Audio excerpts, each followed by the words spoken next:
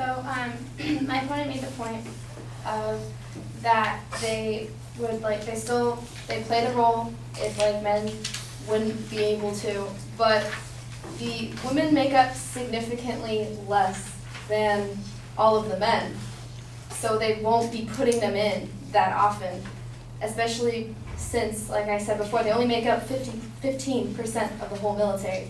That's 85% men. There are so many more that they can go in.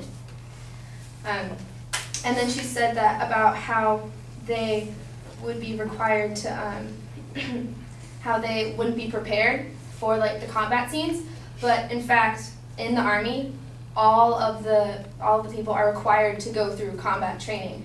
So they are trained for the situation, they're just not really put into it. So that seems okay for me.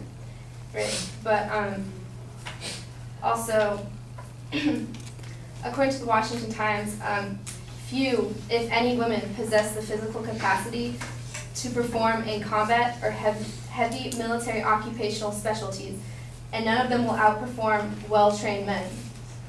So, once you think about it, putting them in the same regard as men, it doesn't help them.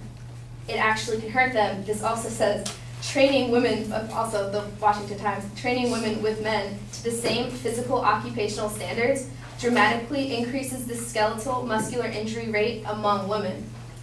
So in fact, you are harming them by putting them up to these standards, and they have to do those standards or else they will be hurt in combat. So it's really hard that they'll be hurt either way. So why put them through that? And actually, because women are like my partner said, very different than men. Women become pregnant, and women who do become pregnant, intentional or not, they require to be flown out. This is the New York Times, within 2 weeks, which can cause disruptions in the individual units because you're just taking someone out of there so quickly because obviously they don't want to harm the little zygote in there. So they take them out, and that disrupts all the units. And so it really doesn't help that. And it's not their fault because it says intentional or not, so it could be accidental pregnancy. But still, it hurts the military in this way. And so it does all come down to the woman's choice. If she wants to be in the military, go ahead. But if it weakens the unit, if it weakens the whole military, then they shouldn't be allowed, because more does not necessarily mean better.